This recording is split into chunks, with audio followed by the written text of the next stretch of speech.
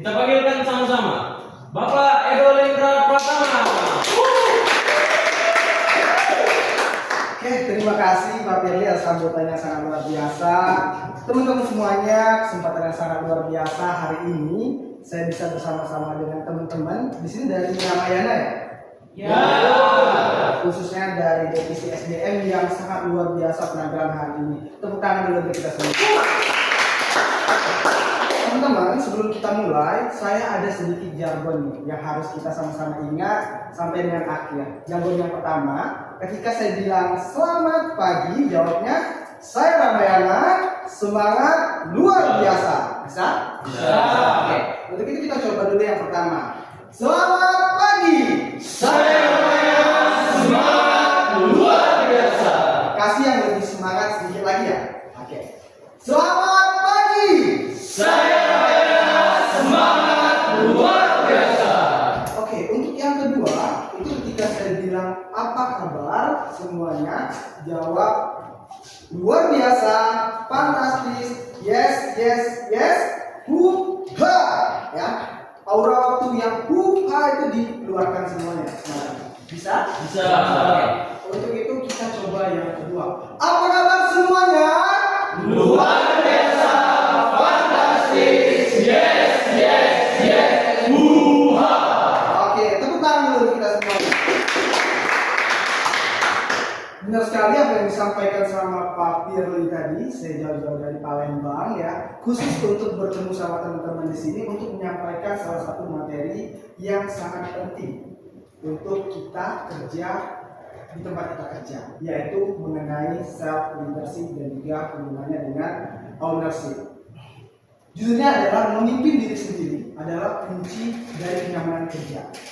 Sebelum lanjut, saya mau tanya sama teman-teman. Di sini ada yang di tempat kerjanya tidak nyaman. Kalau ada yang tidak nyaman, angkat tangan. Oke, nyaman semua. Oke, kalian nyaman? Coba, kalian nyaman angkat tangannya. Oke, berarti rata-rata di sini sudah nyaman semua tempat kerjanya. Oke, kalau udah nyaman, saya mau tanya nih, kira-kira untuk bapak yang di sebelah paling ujung nih, ya, siapa Pak namanya Pak? Saya Brian, Pak. Brian. Ya. Oke, Pak Brian dari Ramayana mana Pak? Saya dari RMB. Ya. Apa? Pak, Lender. Klender. Iya. Oke, Pak Brian tadi bilang bahwasanya Pak Brian nyaman ya di tempat kerja. Betul. Oke, kira-kira kenapa Pak Brian nyaman? Menurut saya lingkungan kerja saya itu sangat kondusif ya, ibaratnya komunikasinya itu sama karyawan yang lain itu jelas. Terus dan di situ nggak ada namanya antara perbedaan pemimpin sama karyawan. Jadi di situ tuh harus saling bersinambungan gitu. Jadi saling mensupport satu sama lain. Udah ada support dan juga kerjasama yang baik gitu ya Iya, Pak. betul. Oke, ada lagi yang berani mau kasih kenapa sih nyaman tempat kerjanya? Mungkin Bapak yang di depan. Senyum dulu Pak, coba senyum. Nah, kan biar lebih ganteng. Coba Pak, kenapa kira-kira nyaman tempat kerjanya? Baik Pak, ada beberapa faktor yang membuat nyaman di tempat kerja. Pertama menurut saya tadi sama seperti Pak Brian ya, itu lingkungan kerja yang nyaman. Kenapa? Karena dengan adanya lingkungan kerja yang nyaman, kita orang-orang yang ada di dalam itu bisa saling support dan saling menyemangati. Ketika ada masalah, kita saling bantu. Kurang seperti itu. Oke, kasih tepuk tangan dulu. Jadi, teman-teman benar sekali nih yang disampaikan sama teman-teman yang udah berani menjawab tadi. Bahwasanya ketika sudah terjalin yang namanya komunikasi yang baik, hubungan yang baik, akan tercipta yang namanya kerjasama ataupun lingkungan kerja yang nyaman. Oke, untuk yang pertama, saya akan menjelaskan kenapa sih self leadership itu penting di tempat kerja. Yang pertama itu untuk menjadikan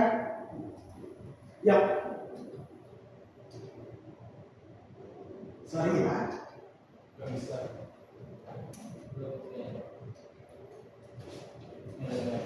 Dari sinyal kayaknya keluar ke bawah. Oh iya, yang handphonenya di bawah.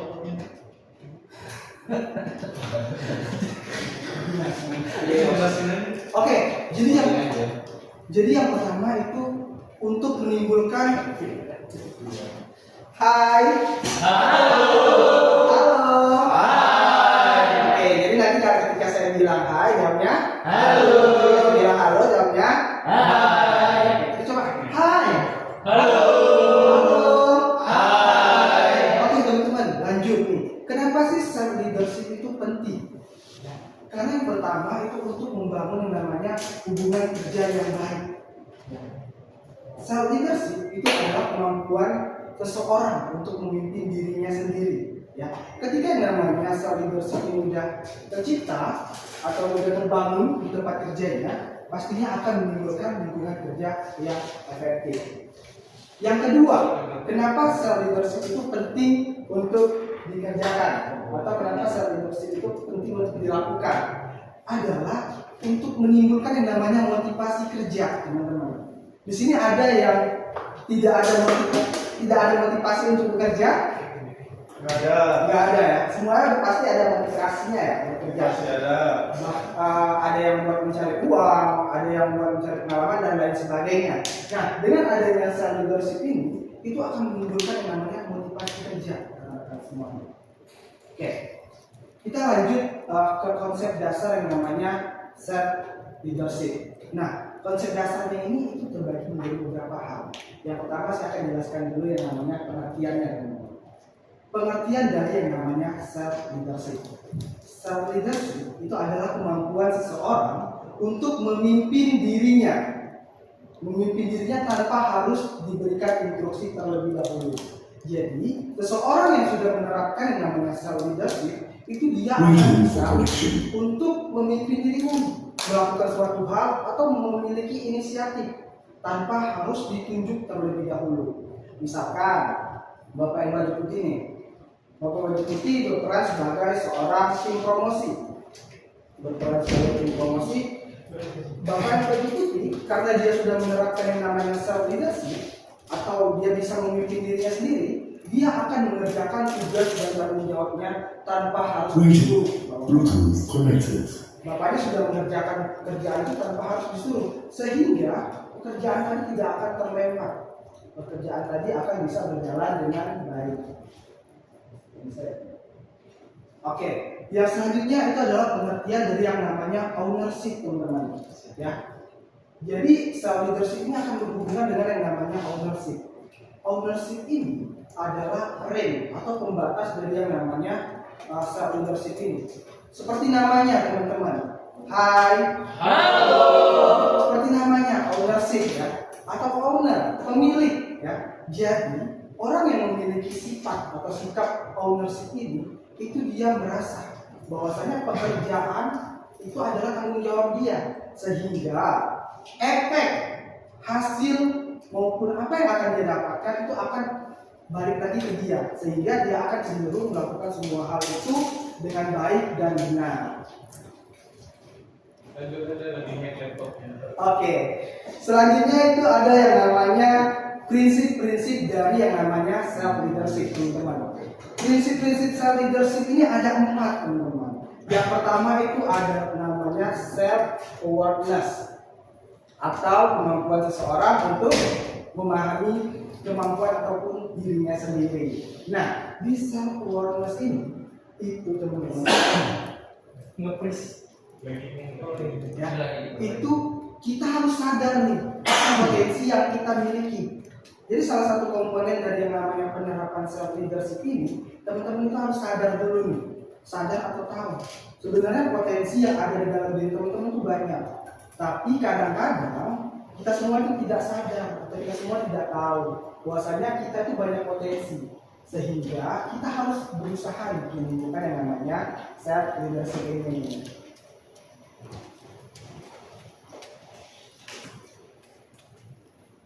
Oke, yang selanjutnya ada yang namanya self control atau mengendalikan diri sendiri, teman-teman ya. Jadi ketika kita tadi sudah yang namanya tahu nih, sudah sadar akan potensi diri kita, kita juga harus membatasi, teman-teman.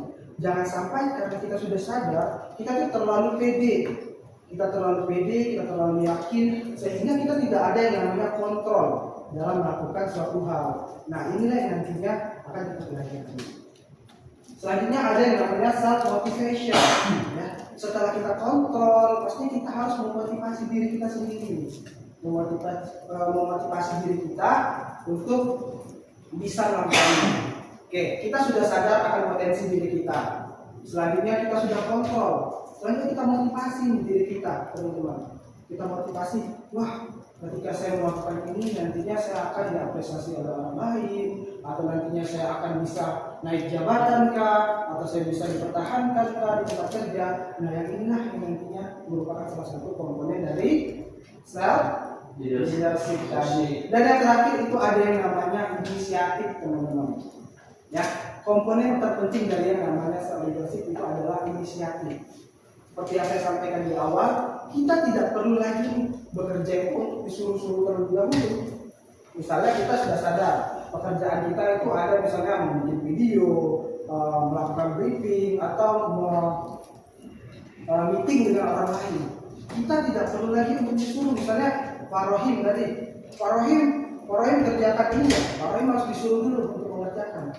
Ya, sehingga ketika Pak Rohim tidak mengerjakannya, akan ada perbedaan persepsi, akan ada yang namanya perselisihan antara Pak Rohim dengan atasannya. Ya, nah beda halnya ketika Pak Rohim itu sudah menjalankannya, teman-teman. Sudah menjalankannya, otomatis tidak akan ada yang namanya miskomunikasi tadi. Oke, selanjutnya ada yang namanya komponen dari ownership. Ownership juga sama, teman-teman. Ada 4 komponen. Komponen yang pertama itu adalah accountability atau berani mengakui kesalahan. Di sini siapa yang pernah melakukan kesalahan angkat tangannya siapa? Oke, semuanya pernah melakukan kesalahan. Pernah mengakui kesalahannya? Ada yang pernah mengakui kesalahannya?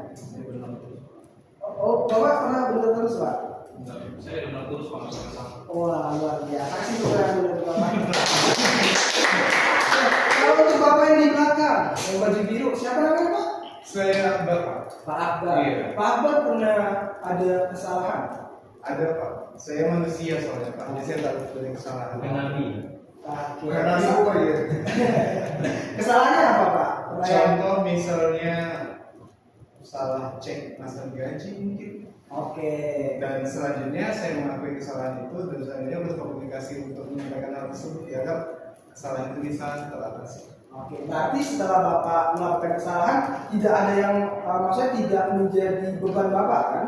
Tidak, yang penting maaf. Yang penting maaf dan berani mengakuinya. Iya, betul. Kasih tepuk tangan dulu untuk Pak Ahmad. Yang kedua ada yang namanya solution, ya. Jadi misalnya kita sudah tahu kesalahan kita itu tidak menyalahkan orang lain. Kita tidak mengumpan misalnya Pak Akbar tadi dia salah master gaji, salah dalam penghitungan master gaji atau salah dalam penghitungan master gaji. Pak Akbar tidak menyalahkan orang lain loh. Misalnya dia menyalahkan karyawannya karena karyawannya tidak absen atau tidak menginput, ya. Nah, orang yang sudah memiliki yang namanya sifat ownership itu dia tidak akan menyalahkan orang lain atas kesalahan yang dia buat tadi, teman-teman. Tapi dia mencarikan solusi nih. Solusinya apa? Seperti tadi, Pak Akbar berkomunikasi sama atasannya bahwasannya dia itu ada kesalahan di master gajinya, sehingga master gajinya diperbaiki dan masalah itu kelar. Dan selanjutnya adalah result dan oriented. Result dan ya. Iya. Maaf ya, saya baru pulang beberapa lama kemarin dari Amerika ya. Itu Amerikanya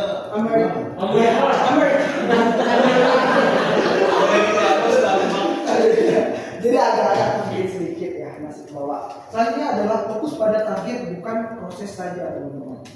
Jadi kita di retail ya, sama-sama kita ketahui bahwasannya kita bekerja itu berdasarkan target. Maksudnya di sini gimana? Maksudnya ada nih beberapa orang yang tidak memiliki yang namanya sifat ownership tersebut. Dia sudah sama-sama tahu nih bekerja, sudah sama-sama tahu kerja, sudah sama-sama tahu job desk-nya, tapi karena dia tidak memiliki yang namanya sifat ownership ini, itu dia bekerja ya sudah jalannya aja kerjanya. Hai, halo, hai, bagus ya. Jadi selanjutnya itu adalah fokus pada target dan juga bukan proses saja, teman-teman. Seperti yang saya sampaikan tadi, bahwasanya nih beberapa karyawan kita atau kita sendiri nih yang bekerja itu ya yang penting berjalan aja gitu loh. Ya misalnya kita kerja di retail itu ada targetnya ya, misalnya setahun harus capai 1 M, 2 M dan variasi gitu. Nah ada beberapa orang itu yang kerja ya udah yang penting datang pulang gajian gitu, tidak memikirkan yang namanya target, tidak memikirkan yang namanya hasil dari yang dia kerjakan, sehingga itu merupakan bukan dari yang namanya prinsip yang namanya ownership ini. Dan yang terakhir adalah komitmen teman-teman. Jadi prinsip dari terakhir dari ownership ini adalah memiliki yang namanya komitmen. Misalnya kita sudah diputus nih untuk menjadi seorang supervisor SDM ataupun untuk menjadi seorang pemimpin, kita harus berkomitmen membantu teman-teman kita untuk berhasil, atau kita harus berkomitmen menjalankan pekerjaan kita dengan yang namanya baik. Ya. Oke, selanjutnya adalah hubungan teman-teman. Nah, seperti yang saya sampaikan di awal tadi, bahwasannya self leadership dan juga ownership ini itu memiliki hubungan. Self leadership adalah kemampuan seseorang untuk mengerjakan sesuatu tanpa harus diperintah terlebih dahulu. Nah, sehingga hal ini perlu ada yang namanya pembatas. Pembatasnya ini itulah yang namanya sifat dari ownership. Karena sekali lagi pemilik itu dia akan bertanggung jawab pada dirinya sendiri atas yang dia lakukan. Sehingga ketika dia sudah menjalankan atau memiliki inisiatif, dia akan memikirkan batas-batasan. Misalnya Pak Zainal, dia memiliki inisiatif untuk bikin video promosi di tokonya. Pak Zainal memikirkan nih, nanti saya bikin video itu tidak ada yang menyinggung orang gitu, tidak ada unsur sara gitu. Dan Pak Zainal itu sudah memikirkan dampak-dampaknya gitu loh. Dan ketika Pak Zainal memikirkan dampak-dampaknya itu berhasil gitu loh, untuk dirinya ataupun untuk tokonya, ya berarti Pak Zainal sudah berhasil untuk menerapkan yang namanya self leadership maupun ownership ini. Oke, kita akan menyaksikan sedikit cuplikan video. Teman-teman silakan perhatikan, nantinya saya mau minta pendapat teman-teman mengenai video ini.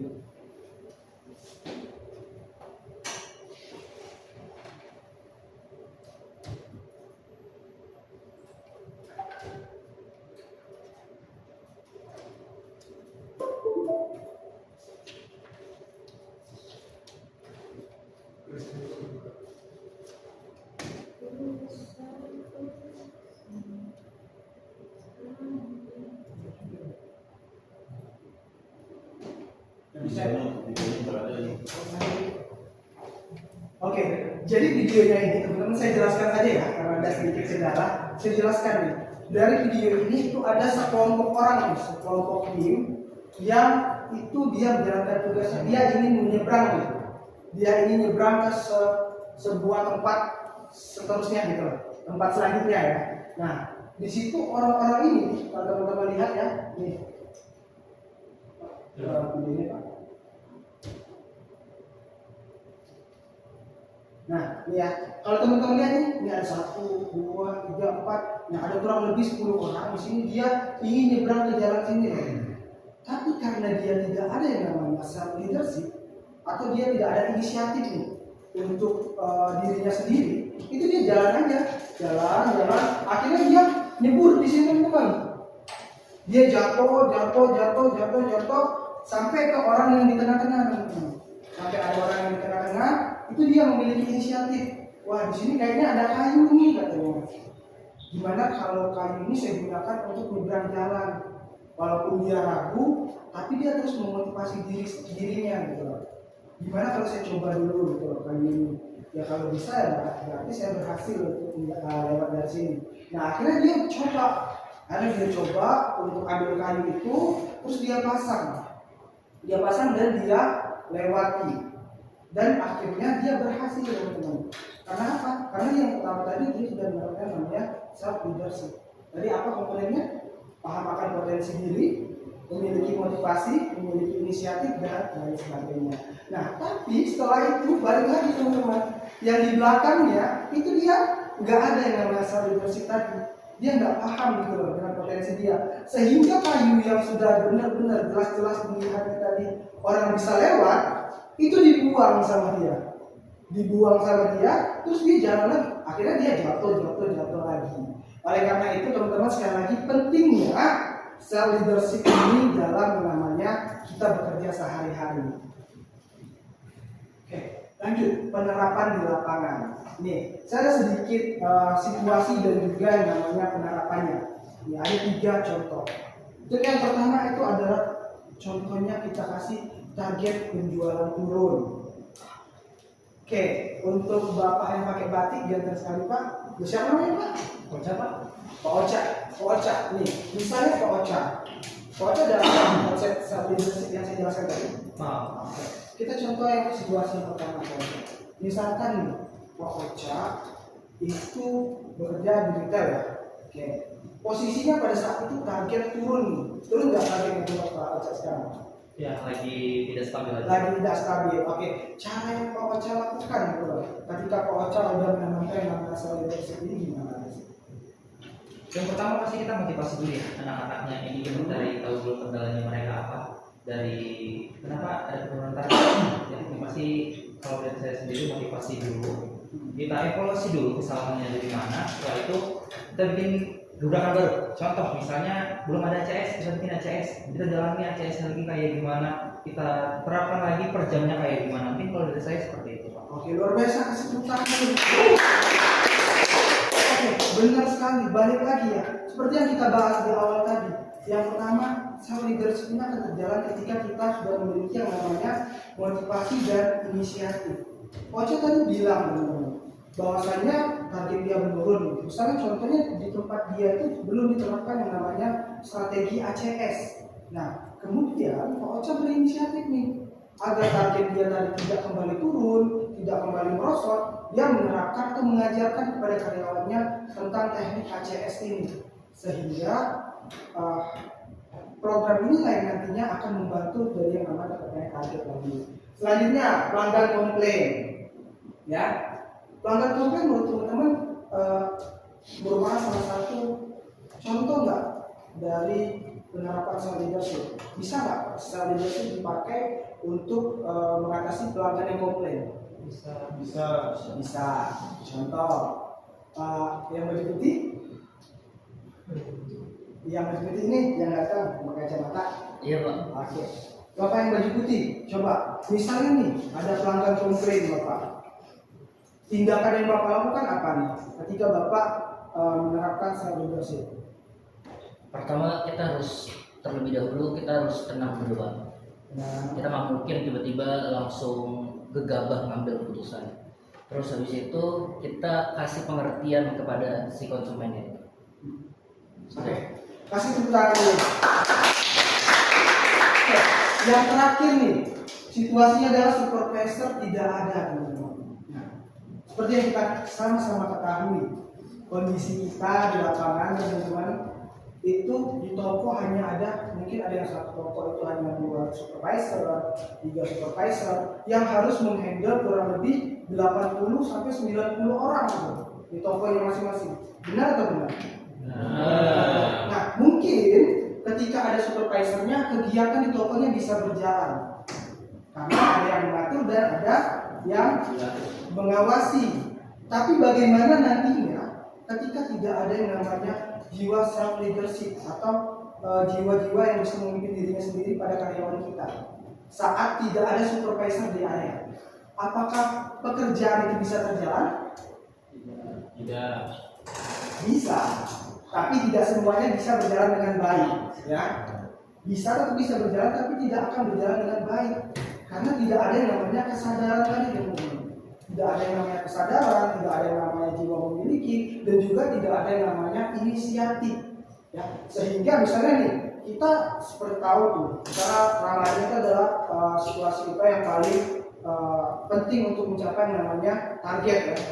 Orang udah datang banyak tempat kita, udah rame gitu. Tapi karena kita tidak memiliki inisiatif untuk menawarkan produk kita tidak ada inisiatif untuk menarik pelanggan tadi, ada tercipta yang namanya penjualan, itu kita tidak akan bisa menjual barang kita gitu. Atau kegiatan kita, penjualan kita tidak akan berjalan dengan baik Oleh karena itu teman-teman, sekali lagi mari kita sama-sama sadarkan diri kita, tumbuhkan kembali inisiatif pada diri kita untuk agar nantinya kita bisa sama-sama peduli atas tugas dan tanggung jawab kita masing-masing. Dan terakhir teman-teman, itu ada yang namanya hambatan. Ya. Dalam melakukan suatu hal pasti ada yang namanya hambatan. Sama seperti self leadership. Di sini juga ada yang namanya hambatan dalam penerapannya. Hambatan yang pertama adalah kurangnya kesadaran diri. Ya, terkadang orang itu tidak sadar begitu. Saya sendiri juga kadang-kadang tidak sadar bahwasanya apa yang menjadi tanggung jawab saya, apapun atau apa yang menjadi tugas saya itu harus saya kerjakan, teman-teman. Nah, ini yang harus kita hindari. Solusinya bagaimana? Solusinya kita harus sama-sama koreksi. Kita harus sama-sama sadar bahwasanya kita itu bekerja itu memiliki tujuan atau memiliki kewajiban, sehingga kita harus melakukan hal-hal yang dapat menguntungkan perusahaan kita. Kedua adalah budaya menunggu perintah. Ya, mungkin sama teman-teman di sini dulunya mungkin pernah bekerja itu hanya menunggu perintah saja. Ya. Sama seperti saya. Saya juga dulu bekerja itu hanya ketika dapat perintah. Misalnya, Pak Edo, kamu harus pimpin harian nih setiap morning booster gitu. Nah, pada saat itu saya belum ada yang namanya kesadaran diri, teman-teman.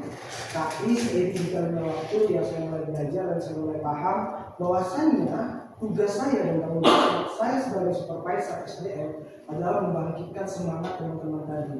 Sehingga balik lagi saya tidak menunggu perintah lagi teman-teman untuk melakukan suatu hal, tapi saya melakukan namanya inisiatif untuk melakukan hal tersebut. Selanjutnya takut bertanggung jawab. Ya, takut bertanggung jawab. Kadang-kadang kita ya berani aja nih, berani melakukan suatu hal, tapi ketika kita mendapatkan hasil yang buruk, kita nggak berani bertanggung jawab. Hai. Halo.